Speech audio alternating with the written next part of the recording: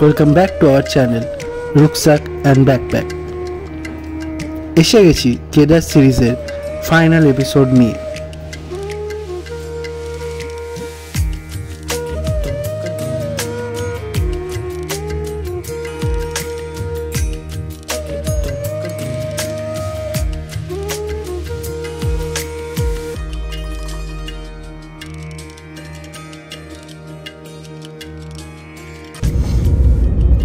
Good morning. আজকে 30শে October.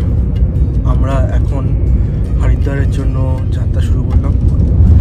কালকে কেদারনাথ থেকে আমরা নেমেছি গৌরীকুণ্ডে, প্রায় তখন বাজে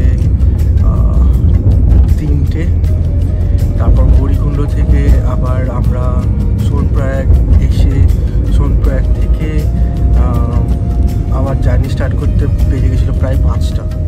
কারণ গৌরীকুণ্ড এবং সোনপ্রয়াগে এই শাটেল ধরার জন্য এক তো লাইন পড়ে, দ্বিতীয়ত এই জায়গাটাতে প্রচণ্ড একটা ওয়াকিংয়ের ব্যাপার আছে। মানে আপনাকে প্রায় দুটো সাইডে, মানে আপনি টুয়ার্ডস গৌরীকুণ্ড থেকে সোনপ্রয়াগের যে শাটেলটা ধরতে যাবেন সেখানেও প্রায় 1-1.5 কিলোমিটার হাঁটতে হবে, এবং শাটেল আপনাকে যেখানে নামাবে সোনপ্রয়াগে সেখান থেকেও টুয়ার্ডস সোনপ্রয়াগে পার্কিং, যেখানে আপনাদের গাড়ি থাকবে, সেই জায়গাটাও প্রায় 1-1.5 কিলোমিটার মতো। তো ওটাও আপনাকে হাঁটতে হবে, অন্য কোনো ওয়ে নেই। তো যাই হোক, সেই সব করে আমরা 5টা নাগাদ সোনপ্রয়াগ থেকে বেরোই এবং মোটামুটি একটু এগিয়ে আসি, গুপ্তকাশী থেকে একটু এগিয়ে একটা জায়গা চন্দ্রাপুর বলে একটা জায়গাতে আমরা রাতে থাকি। বেশ ভালো একটা হোটেল ছিল, কমফোর্টেবল, যা বেসিক দরকার সবই ছিল, গিজার ছিল, তো খাবার দাবার মোটামুটি ভালো ছিল। তো কালকে খেয়ে দিয়ে ঘুমিয়ে পড়ি। আজকে বেসিক্যালি আমরা আমাদের টুয়ার্ডস হরিদ্বারের যাত্রা রিজিউম করছি। তো আমরা মোটামুটি 8টা নাগাদ স্টার্ট করেছি, এখন ওই 8:20 মতো বাজে। আর হোপফুলি 1:30-2টোর মধ্যে হরিদ্বার পৌঁছেও যাব। তারপরে বেসিক্যালি আমরা একটু হরিদ্বারে সন্ধ্যেবেলা চেষ্টা করব গঙ্গা আরতিটা দেখার, এবং কালকে হোপফুলি আমরা ট্রেনে উঠে যাব। হোপফুলি কেন বলছি, কারণ আমাদের এখনও টিকিটটা কনফার্ম হয়নি, তো আমাদের হয়তো তৎকালে কাটবার চেষ্টা করতে হবে। দেখা যাক কী হয়। পাহাড় থেকে নামার সময় প্রত্যেকবার মন খারাপ হয়ে যায়, মনে পড়ে যায় সদ্য কাটানো দিনগুলো সুন্দর স্মৃতি। সেই একই মনের অবস্থা নিয়ে এবারও আমরা নামলাম পাহাড় থেকে। খুব শীঘ্রই নিশ্চয়ই আবার আসতে পারবো উত্তরাখণ্ডে এই পাহাড়ে। এবারের মতো বিদায় জানিয়ে দিলাম এবং সমতল ভূমি হরিদ্বারে চলে এলাম।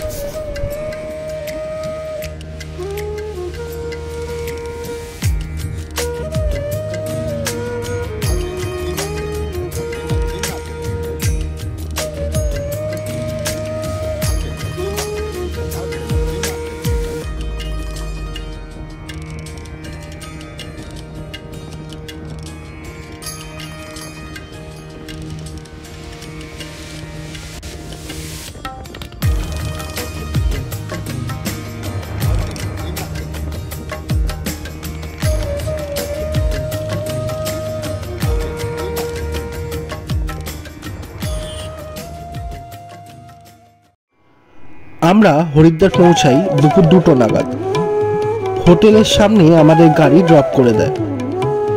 এরপর একটু ফ্রেশন আপ হয়ে লাঞ্চ করতে বেরোয়, এবং ট্রেনের টিকিটও কাটার ছিল সেদিনকে আমাদের।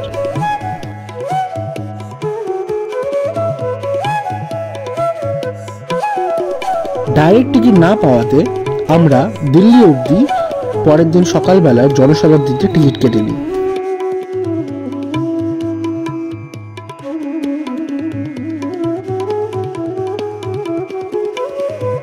এরপরে বিকেলবেলা আমরা গঙ্গা আরতি দেখার জন্য একটা অটো করে হরকিপৌরি ঘাটে চলে আসি।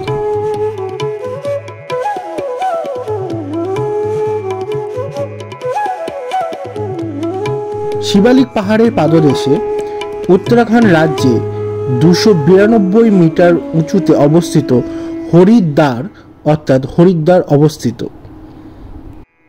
দেবভূমি উত্তরাখণ্ডের প্রবেশদ্বার হচ্ছে এই হরিদ্বার।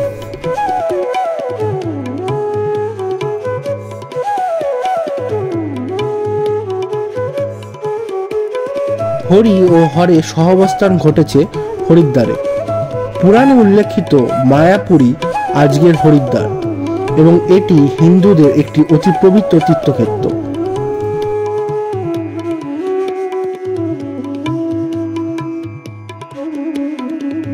গোমুখ থেকে উৎপত্তি হওয়ার পরে গঙ্গা হরিদ্বারেই প্রথম সমতলে পা রাখেন, তাই গঙ্গাই হরিদ্বারের মূল আকর্ষণ।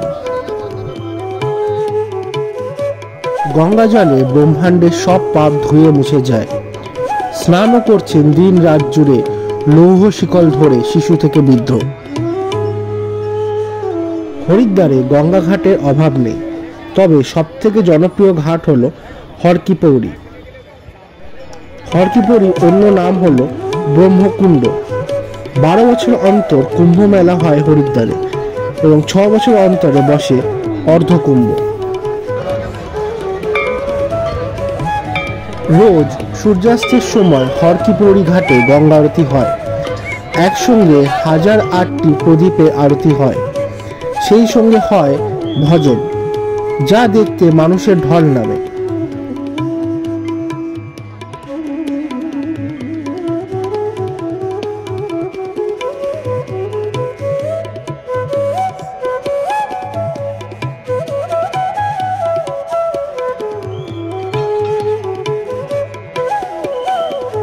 সেদিনে হরকিপৌরি ঘাটে গঙ্গা আরতি এক্সপিরিয়েন্স আজ আপনাদের সাথে শেয়ার করব।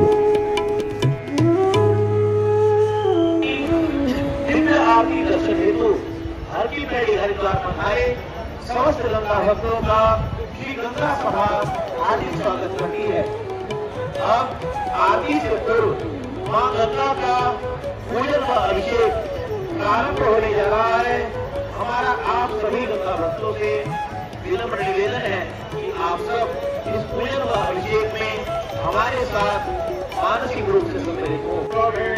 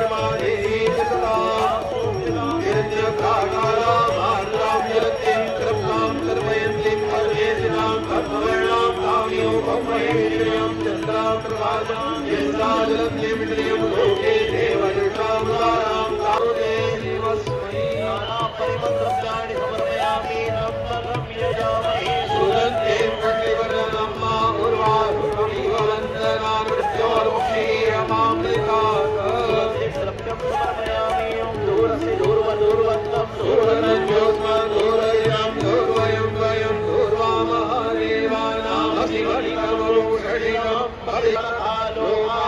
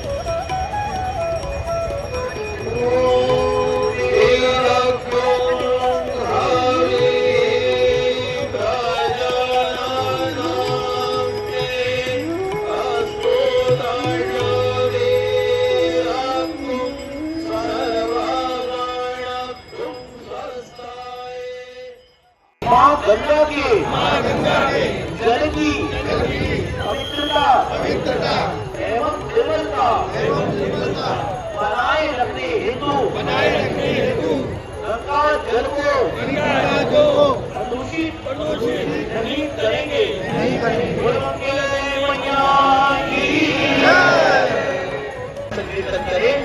ताली बजाएं। हर हर गंगे जय मां गंगे, हर हर गंगे जय मां गंगे, पतित पावनी जय मां गंगे, पतित पावनी जय मां गंगे, मोक्षदायिनी जय मां गंगे, मोक्षदायिनी जय मां गंगे, पापनाशिनी जय मां गंगे, पापनाशिनी जय मां गंगे, संकट हरणी जय मां गंगे, संकट हरणी जय मां गंगे, मंगल करणी जय मां गंगे।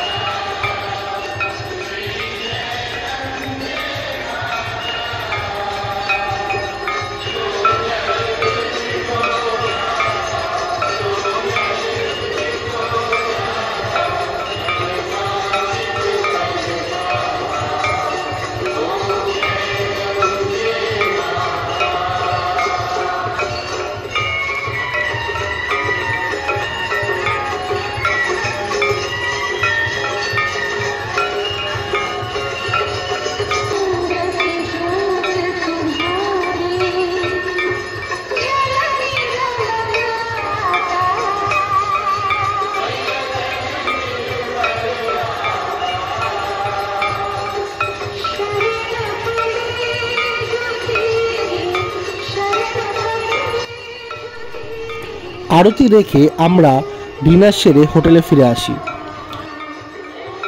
পরের দিন সকালে শতাব্দীতে আমরা দিল্লি চলে যাই এবং সেখান থেকে বিকেলের রাজধানীতে আমরা কলকাতা চলে আসি। এই সিরিজটি এখানেই শেষ করলাম। খুব শীঘ্রই দেখা হবে একটা নতুন সিরিজ নিয়ে। Till then take care and bye. আর চ্যানেলটিকে এখনও সাবস্ক্রাইব না করে থাকলে প্লিজ সাবস্ক্রাইব করে দেবেন, লাইক ও শেয়ার করতেও ভুলবেন না। ধন্যবাদ।